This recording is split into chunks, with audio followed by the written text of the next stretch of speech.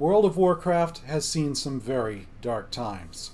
Content droughts, design fiascos, scandals, systems too complex for their own good, and radio silence as community engagement hits an all-time low. And now Final Fantasy XIV and other competitors are closing in. But I don't think this has to be the end of the story for World of Warcraft. What World of Warcraft needs is simpler systems, more content, better community engagement so that the dev teams know what will get players excited to pick up World of Warcraft again. To that end, I have invented a system of my own, a simple system that gives players huge amounts of customization, that lets developers add awesome and useful abilities without fear of spellbar bloat, giving players the ability to upgrade 3 of their spells to be something new. I'm cooking up concepts for 7 of these upgrade spells for every spec. Some of them are returning favorites, some of them are brand new. Either way, Blizzard has my express permission to use every concept I post about in these videos in the comments or on the forums. And if the Blizzard developers are too pressed for time to engage with the community, then I will. I'll get the feedback on this concept, and even if they don't take a single one of my ideas, they'll know what the players want, and most importantly, why. And they can use that to make the game better, because I want this game better. I want WoW to last another decade.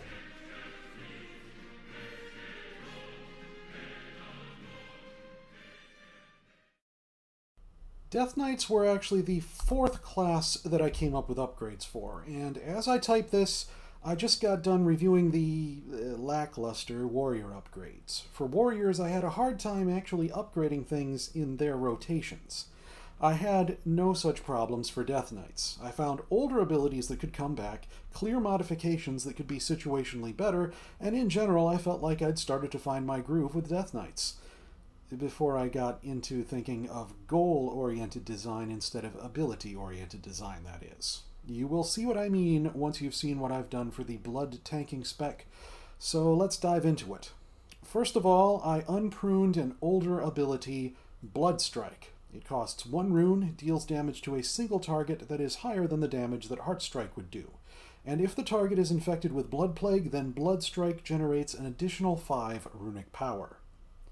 The thinking. One of the first things I did when putting this together was to look at the list of removed Death Knight abilities on Wowpedia.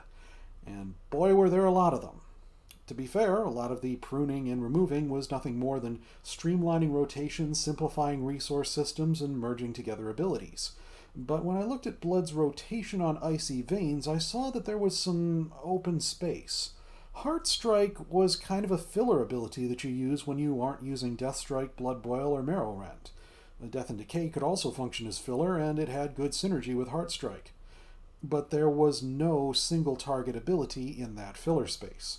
Blood Strike sounds like one of the original generation strike abilities, like Blood Strike is to Death Knights what Heroic Strike is to Warriors, or what Exorcism is to Paladins. I saw a chance to bring it back, and I took it. Also, its original form dealt extra damage the more diseases were on the target, and that made sense then because the design didn't call for 1 disease per spec like today's design does.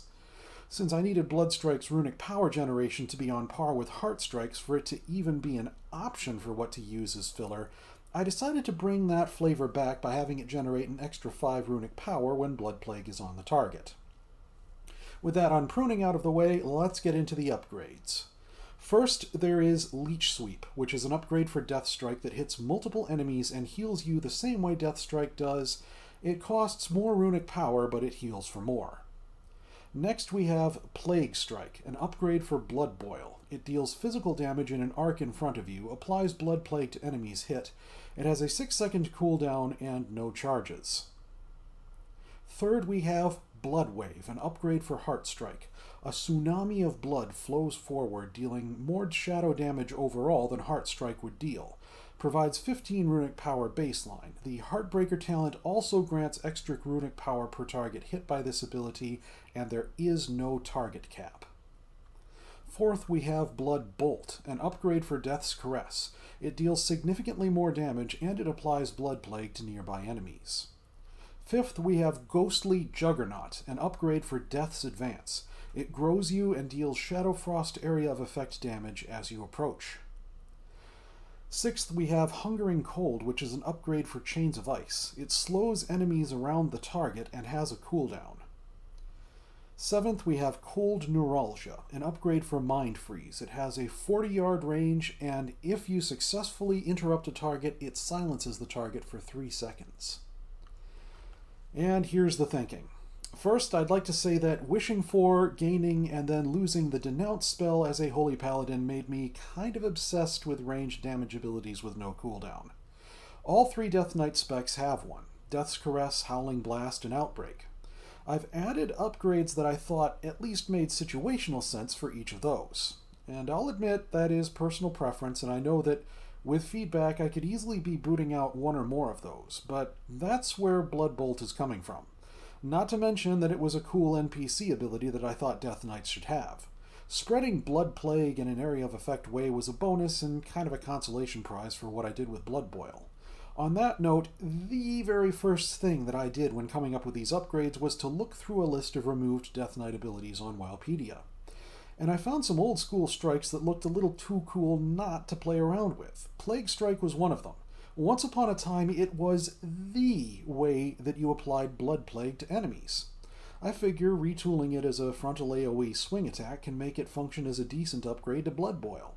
To make it feel different, I gave it a shorter cooldown and no charges. And of course, it still applies Blood Plague. Blood Wave is meant to use some of the visual effects we've seen that look like huge waves. It's basically Heart Strike without the need for standing in Death and Decay and no target limit. Heartbreaker will still produce extra runic power, even more than before if you have over 5 enemies. Upgrading Mind Freeze to have a longer range and to be a silence when it successfully interrupts is the kind of upgrade I've given to most specs, actually. When I start running out of ideas, I tend to go for utility abilities like this one. Not that having a ranged interrupt is a bad thing or anything, but it's often a sign that I'm running low on ideas when I do this. Hungering Cold was another sign that I felt like I was running out of ideas. If I'm told that some upgrades to Marrow Rend or Death Strike are in order, then, I'll do those. I aim to pay attention to feedback, i.e. to do the thing that Blizzard ought to do.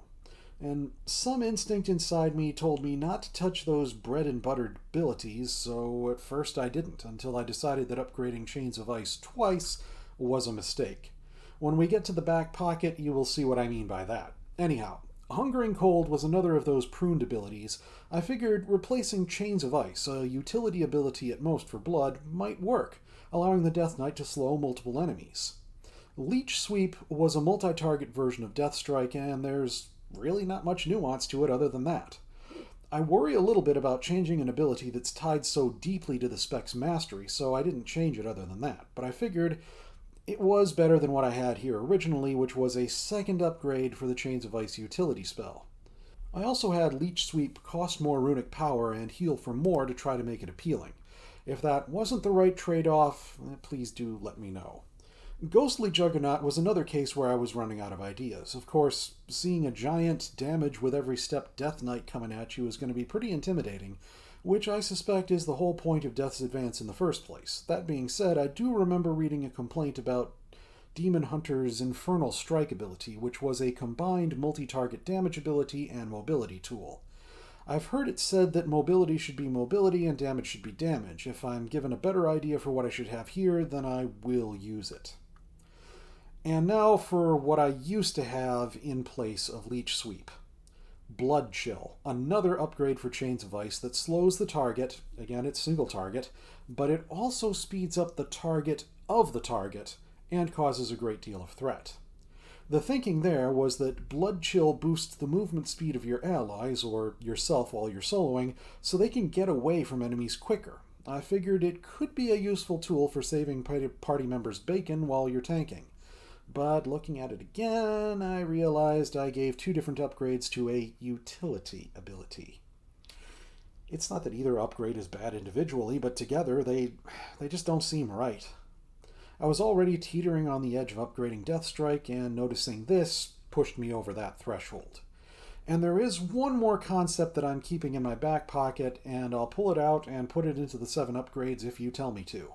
It is called Osteoblast, an upgrade to Marrow Rend that deals damage to multiple targets, generates one Bone Shield charge and one additional Bone Shield charge for every target hit up to a maximum of 4 on a single cast, costs 2 runes. There are 2 reasons behind this. Number 1, it's a terrible pun if you know anything about the science of how bones work. And number 2, Marrow Rend is one of Blood's bread and butter abilities. That alone made me reluctant to tweak it, which is why it's in the back pocket instead of up there with the other 7 upgrades. Though I touch DPS and healer bread and butter abilities all the time, and that doesn't stop me, so why should it stop me here? Anyhow, I had hoped for something that could be situationally useful, but I can't help but wonder whether this design on Osteoblast was a decent trade-off, or too situational, or overpowered, or what. Again, feedback would be appreciated. Now, when I started out with these upgrade concepts, I went ability by ability, not purpose by purpose, if you see what I mean. I asked myself, which abilities exist in this specs kit that I can give an upgrade to? And when I created upgrades based on which abilities I could upgrade, I often aimed for something that I thought looked or sounded cool. Almost always I wanted the upgraded ability to feel at least a little bit different from the original. Often I tried to create some kind of trade-off, making the upgrade situationally useful based on things like the number of targets affected or having a stronger effect with a longer cooldown, things like that. Rarely did I upgrade the same ability more than once for the same spec, but while I was putting together each spread of upgrades, what I didn't do, and what I probably should have done in retrospect, was to figure out what goals a player would have while they're looking at a list of upgrades, and then make sure upgrades exist in the spread that allow the player to pick upgrades that help them achieve those goals. In my next iteration, I plan to have that design goal in mind, to consider what the player wants to accomplish and how they could accomplish it with the upgrades. I strongly suspect that in this next iteration, there will be a lot more cases where I upgrade the same ability in 2 or more different ways. That will give players more options, and since that's going to be the goal with goal-oriented design, who knows? I might even have 3 different upgrades for the same ability in the end. However, I can do this much more effectively in an environment that has a great deal of feedback available, and that's where you come in. You have knowledge that comes from experience with these specs. I don't. I tried to do my research on Wowhead and Icy Veins for each spec, but inevitably there'll be things you know that I don't because you have experience that I don't have. You'll have more and better ideas than I could hope to have, and I know I need those, so please, let me know what you think of these upgrades and what better ideas you have for what to put in their places. Looking back on the spread of upgrades in this first iteration, I see one problem right away when looking at these through the lens of player goals. If a Blood Death Knight player wants to improve their tanking against a single target, I've hardly provided anything that helps. I mean, Death Sweep, Blood Wave, even Hungering Cold, heck, Osteoblast in the back pocket, they're all multi-target upgrades. I mean, don't get me wrong, I think they look and sound cool, but, well, when you take all the upgrades as a whole, I done goofed. The only thing that helps is Plague Strike, and even that is a multi-target ability. Blood Bolt is single target, but it won't be part of the rotation, especially with Blood Strike back in the picture. Of course, if a Blood Death Knight player comes into this looking for ways to upgrade their tanking against multiple targets, well, there's going to be plenty of upgrades for them to choose from, but for a single target, I done goofed. Some thoughts I have are kicking out some utility upgrades like Hungering Cold and Ghostly Juggernaut, and instead adding an upgrade to Blood Strike that causes the target's next 2 or 3 melee attacks not to consume a Bone Shield charge. Maybe? I mean, another thought is making Plague Strike single target and making it refund a Bone Shield charge. Well, maybe I'm focusing too much on Bone Shield here. I mean, I'm not against the idea of loosening the total number of upgrades either. I could take the number up to more like 8 or 9. I suppose once I'm into those high numbers, it wouldn't be so bad if some classes or specs had more upgrades than others. But I don't know whether that's the direction I'll go or not. Again, experienced players will have more and better ideas than me, so I should quit yapping and start listening. Of course, I know Blizzard probably won't take many, or even any of these suggestions. Heck, they might even have something objectively better in store for us than the semi-borrowed power upgrade system that I've cooked up here. But knowing what gets players excited will be helpful to them even so. That is why I'm sacrificing so much of my free time and energy on Project Decade. And who knows? They might just need these ideas to get WoW going in the right direction. Heck, if this video series just gets the Blizzard developers into the habit of creating a blue post with the thinking in it that goes in depth enough for us to understand what they're doing and what their design goals are, then that would be a huge step forward. Even saying the thinking out loud is sometimes enough to get you a new perspective on what you're doing. Is it really what people want? Does it serve the purposes that it really should be serving in the end? Am I really doing something just to make a system look awesome instead of making the game overall better? What does it do for the fun factor? Am I making the mistake of prioritizing my design goals over the fun factor? Are my design goals the right design goals to have? Do my ideas match the spec's feel and flavor? Is it a net gain? Is it genuinely awesome? Things like that. Plus, we just plain need more communication from Blizzard. If Project Decade gets the development team into the habit of telling us the thinking for every change they make, then the whole project will have been worth it, even if they don't take a single suggestion. Again, if you see something you don't like bad trade-offs or something you know is counterproductive or useless, or if you've thought of an idea that's better or cooler or more useful than mine, then don't hesitate to let me know. The more details you can provide about why you don't like it and what makes one of my ideas counterproductive or useless, or about why your idea is cooler or more useful than mine, the better. One of the main goals of Project Decade is to give whoever's in charge of class design and player power systems a good idea what appeals to players and what will actually get them excited to get back to WoW again. And the more you can say about the wherefore and the why, the better. I fully intend to iterate on this project and make changes in response to feedback. I know I'm going to make mistakes. Heck, I've already seen mistakes in some of the things that I've done. But if those mistakes generate the kind of discussion that Blizzard needs to hear, so much the better. Blizzard needs to see player engagement, humility, and feedback actually making change in action so they can start doing what needs to be done to turn WoW around.